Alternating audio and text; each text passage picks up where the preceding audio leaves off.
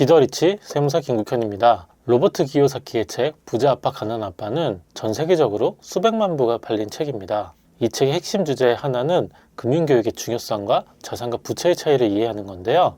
저도 이 책 참 좋아하는데 이 책에서 가장 기억에 남는 이야기 중 하나는 세금과 그것들이 여러분의 재정에 어떻게 영향을 미치는지에 관한 것입니다. 기요사키는 세금은 대부분의 사람들에게 가장 큰 비용 중에 하나고 부자들은 세금에 대해 다른 사고방식을 갖고 있다고 설명을 합니다. 부자 아빠 가난한 아빠 책 네 번째 장에서 세금에 관해서 자세하게 설명을 하고 있습니다. 챕터의 제목이 부자들의 가장 큰 비밀, 세금과 기업입니다. 책을 잠깐 보면요. 합법적인 기업 구조에 관한 지식은 부자들에게 가난한 이들과 중산층이 따라갈 수 없는 거대한 우위를 가져다 준다고 했고요. 이렇게 책에서 부자가 되기 위해서는 법인을 이용해야 된다고 설명을 합니다. 저는 세무사여서 그런지 이 이야기가 공감이 되더라고요. 저는 증여와 상속 업무도 많이 하지만 기장 업무 중에서는 법인 사업체가 전문이고 대학교에서 법인세 강의하고 북극성 부동산 아카데미에서 법인으로 투자하는 방법에 대해서 강의도 하고 있습니다. 그렇다면 왜 법인을 활용해야 되는지 간단하게 이야기를 드리면요. 가장 첫 번째 이유는 돈입니다. 세금을 줄여야 되는데요. 세금이 줄어들면 법인으로 재투자할 수 있는 금액이 늘어나고요.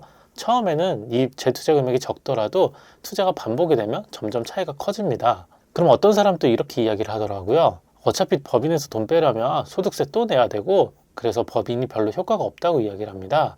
그렇게 생각하시는 분들은 법인으로 사업하거나 투자 안 하셔도 되고요. 제가 설득을 하려고 하는 건 아니니까요.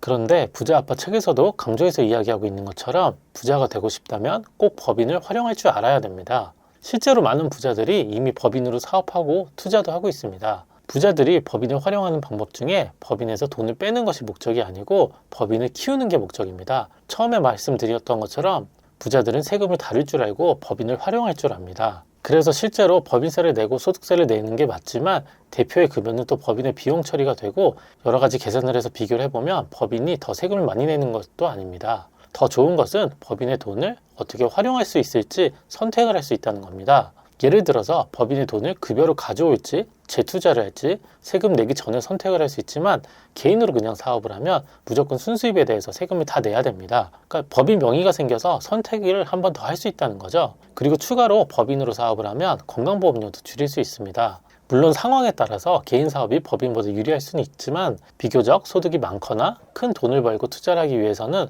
법인이 유리한 것은 사실입니다. 기요사키는 추가로 또 이야기하고 있는 게 법인을 이용하면 업무와 관련된 비용을 지출로 인정을 받아서 세금을 줄일 수 있다고 설명도 합니다. 그래서 요약을 하자면 부자 아빠 가난한 아빠에서 기요사키의 세금에 대한 이야기는 세금 제도가 어떻게 작동을 하고 어떻게 당신에게 유리하게 사용할 수 있는지 이해하는 것이 중요하다고 강조를 합니다. 제가 한 이야기가 아니고 세계적인 부자이면서 베스트셀러 작가인 부자 아빠 가난한 아빠 저자 기요사키가 한 이야기입니다. 부자가 되고 싶다면 법인에 대해서 공부를 해보고 알아볼 필요가 있습니다. 최근에 저도 클래스 101에서 법인 관련 강의를 오픈했습니다. 고정 댓글에 링크를 한번 달아둘 테니까요. 관심 있는 분들 한번 봐주시고요. 법인의 장점과 단점, 운영하는 방법까지 설명을 해놨으니까 한번 들어보셔도 좋을 것 같습니다. 구독과 좋아요, 알림 설정도 해주세요.